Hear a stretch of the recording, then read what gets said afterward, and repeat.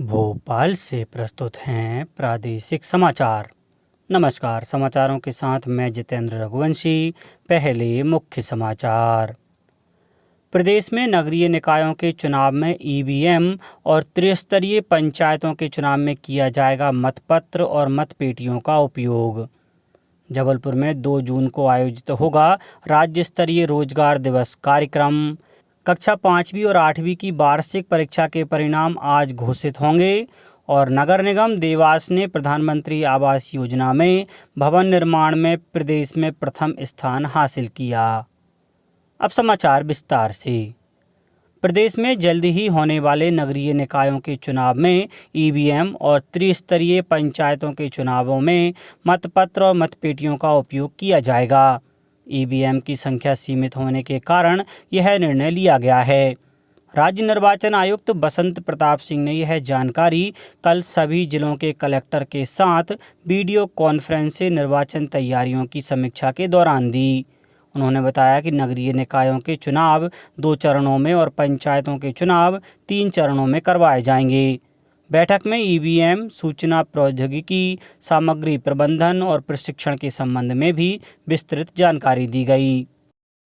आज़ादी के अमृत महोत्सव वर्ष में प्रधानमंत्री श्री नरेंद्र मोदी की परिकल्पना के अनुरूप मुख्यमंत्री श्री शिवराज सिंह चौहान के निर्देशन में प्रदेश में अमृत सरोवर के निर्माण का कार्य तेज गति से चल रहा है। प्रत्येक जिले में कम से कम 100 अमृत सरोवर बनाए जाएंगे। अभी तक प्रदेश में 5,638 अमृत सरोवर के लिए स्थल चयन किया गया है, जिनमें 5,449 पर निर्माण कार्य जारी है। इनमें 29 अमृत सरोवरों के निर्माण का कार्य 75% से अधिक, 134 का 50% से अधिक, 1,204 का 25% से अधिक एवं 4,082 अमृत सरोवरों का 25% तक निर्माण कार्य कर लिया गया है।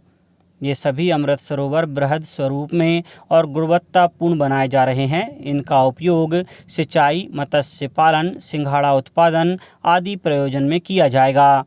न्यूनतम भंडारण क्षमता 10,000 घन मीटर होगी। ये महात्मा गांधी नरेगा एवं अन्य शासकीय योजनाओं के अभिसरण से बनाए जा रहे हैं। लाभार्थी ग्रामीणों के जल उपयोगकर्ता समूह का गठन भी किया गया है। अमृत सरोवर योजना में नई जल संरचनाओं के निर्माण के साथ स्थानीय लोगों को मनरेगा में रोजगार भी मिल रहा है। निर्वाचन आयोग ने मध्य प्रदेश की 3 सीटों सहित 15 राज्यों में राज्यसभा की 57 सीटों के लिए द्विवार्षिक चुनावों के कार्यक्रम की कल घोषणा कर दी। चुनाव की अधिसूचना 24 मई को जारी की जाएगी। नामांकन की अंतिम तिथि 31 मई है। 10 जून को मतदान और उसी दिन वोटों की गिनती होगी। चुनाव में शामिल सीटों के सदस्यों का कार्यकाल इस वर्ष जून से अगस्त के बीच समाप्त होने वाला है। पर्यावरण मंत्री श्री हरदीप सिंह डंग ने कहा है कि प्रदेश में टायर जलाने के नए प्लांट को अब अनुमति नहीं दी जाएगी। इससे प्रदूषण में रोकथाम होगी। अभी प्रदेश की जिन सीमेंट फैक्ट्री में उच्च तापमान के कारण प्रदूषण नगण्य है, वे इसे जारी रख सकते हैं। मंत्री श्री डंग ने यह बात कल पर्यावरण विभाग और मध्य प्रदेश प्रदूषण नियंत्रण बोर्ड की गतिविधियों की समीक्षा करते हुए कही। मंत्री श्री डंग ने बताया कि मंदसौर जिले की सिवाना नदी के पर्यावरण प्रबंधन के लिए केंद्र शासन से प्रथम किस्त के रूप में 30 करोड़ रुपए की स्वीकृति मिली है। अभी शहर के सीवेज का गंदा पानी सिवना में जाने से नदी प्रदूषित हो रही है। स्वीकृत राशि से 8 किलोमीटर का ड्रेन सिस्टम निर्मित कर सीवेज को शहर के बाहर ऑक्सीनेटेड तालाब में प्रवाहित किया जाएगा। वर्षा का संपूर्ण जल नदी में यथावत मिलता रहेगा। राज्य मंत्रिपरिषद की कल हुई बैठक में 23वीं और 25वीं वाहिनी विशेष सशस्त्र बल भोपाल परिसर में 50 बेड का सर्व सुविधा युक्त पुलिस चिकित्सालय बनाने के लिए लगभग 12 करोड़ 51 लाख रुपए की मंजूरी दी गई।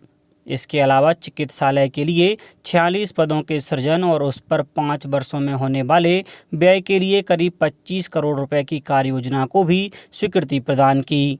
मंत्रिपरिषद द्वारा लाडली लक्ष्मी योजना 2.0 के संबंध में महिला बाल विकास विभाग के आदेश को भी हरी झंडी दी गई।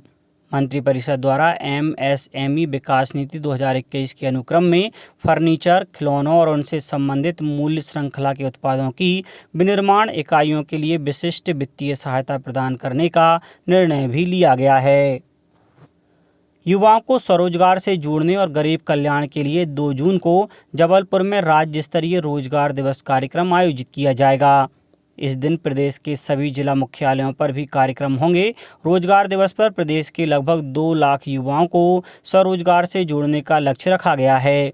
साथ ही गरीब कल्याण के लिए संबल 2.0 योजना और इसके पोर्टल का शुभारंभ भी होगा। राज्यसभा सांसद जेपी नड्डा भी इस कार्यक्रम में शामिल होंगे। प्रदेश के शासकीय विद्यालयों की कक्षा 5वीं और 8वीं के विद्यार्थियों की वार्षिक परीक्षा के परिणाम आज दोपहर 3 बजे घोषित किए जाएंगे। कक्षा 5वीं की परीक्षा में लगभग 8,26,000 और कक्षा 8वीं परीक्षा में लगभग 7,56,000 विद्यार्थी सम्मिलित हुए थे। सभी विद्यार्थी अपना परिणाम राज्य शिक्षा केंद्र पोर्टल पर अपना समग्र आईडी डालकर देख सकेंगे। उल्लेखनीय है कि लगभग 12 वर्षों बाद प्रदेश में कक्षा 5वीं और 8वीं का वार्षिक मूल्यांकन बोर्ड परीक्षा के अनुरूप किया गया है। नगर निगम देवास ने प्रधानमंत्री आवास योजना में भवन निर्माण में प्रदेश में प्रथम स्थान प्राप्त किया है। देवास नगर निगम को इस योजना के अंतर्गत दिए गए लक्ष्य में 90% भवन निर्माण कार्य पूरे हो जाने पर यह उपलब्धि हासिल हुई है। उल्लेखनीय है कि प्रधानमंत्री आवास योजना में नगर निगम को 2,50,000 रुपये प्रति हितग्राही की राशि के हिसाब से कुल 5,895 हितग्राहियों के लिए आवंटन प्राप्त हुआ था, जिसमें से 5,212 भवन निर्माण का कार्य पूरा हो गया है।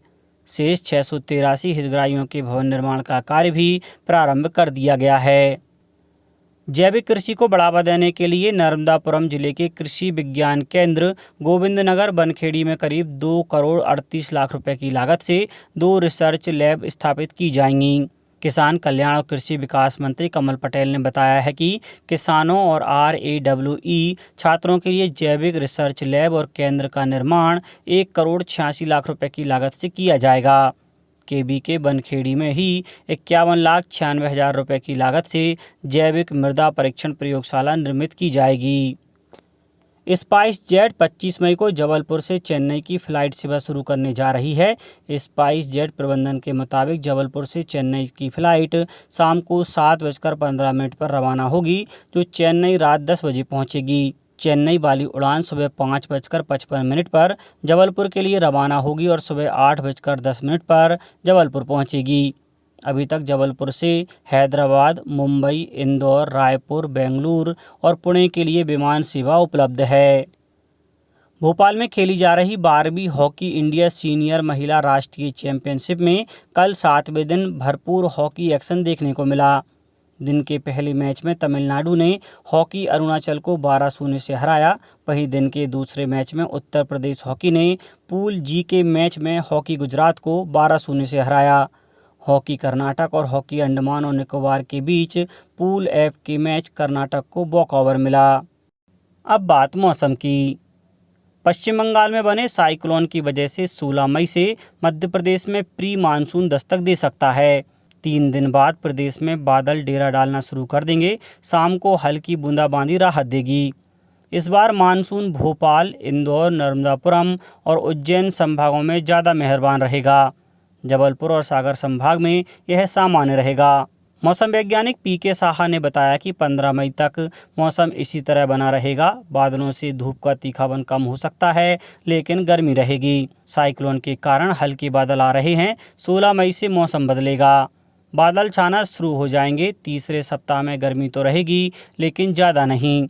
अधिकतम तापमान 40 डिग्री के आसपास रहेगा। मई के अंतिम सप्ताह में एक बार फिर तापमान ऊपर चढ़ेगा। यह 44 डिग्री तक जा सकता है। इसके बाद गर्मी के तेवर ज़्यादा तीखे नहीं रहेंगे। 14 मई से हीट वेव का दौर खत्म हो जाएगा। अब कुछ समाचार संक्षेप में। छिंदवाड़ा जिले में अभी तक 37,33,559 लाभार्थियों को टीके लगाए जा चुके हैं। बालाघाट जिले में वन स्टॉप सेंटर के भ्रमण के दौरान लाडली लक्ष्मी बालिकाओं को सेंटर की गतिविधियों के बारे में विस्तार से बताया गया। अब्दुल्लागंज बैतूल नेशनल हाईवे पर नर्मदापुरम जिले के सुखतवा नदी में 156 पाइपों के वैकल्पिक पुल पर यातायात शुरू हो गया है। पुल से 70 टन से अधिक वजन के वाहन नहीं निकल सकेंगे। शहडोल जिला जेल में बंदियों के अधिकार और नेशनल लोक अदालत विषय पर विधिक जागरूकता शिविर का आयोजन किया गया। गुना जिले में प्रशासन की सजगता से ग्राम पिपरोदा हाई में एक बाल विवाह रोक दिया गया। मंदसौर के गरौठ में अवैध अतिक्रमण को हटाकर 4 करोड़ रुपए की भूमि मुक्त कराई गई है। बैतूल नागपुर 4 लेन सुसंदरा और पंखा के बीच कल एक हादसे में 3 लोगों की मृत्यु हो गई।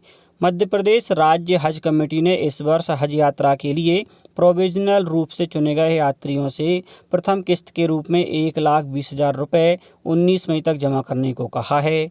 और श्री गुरु तेग बहादुर जी के 400वें प्रकाश पर्व के अवसर पर पंजाबी साहित्य अकादमी द्वारा आज रविंद्र भवन परिसर भोपाल में विभिन्न कार्यक्रम आयोजित किए गए हैं। अंत में मुख्य समाचार एक बार फिर।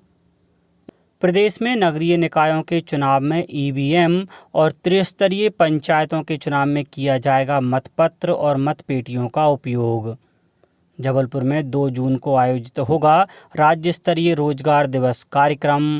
कक्षा 5वीं और 8वीं की वार्षिक परीक्षा के परिणाम आज घोषित होंगे। और नगर निगम देवास ने प्रधानमंत्री आवास योजना में भवन निर्माण में प्रदेश में प्रथम स्थान हासिल किया। इस बुलेटिन में इतना ही। घर पर रहिए, सुरक्षित रहिए और सुनते रहिए प्रादेशिक समाचार। नमस्कार।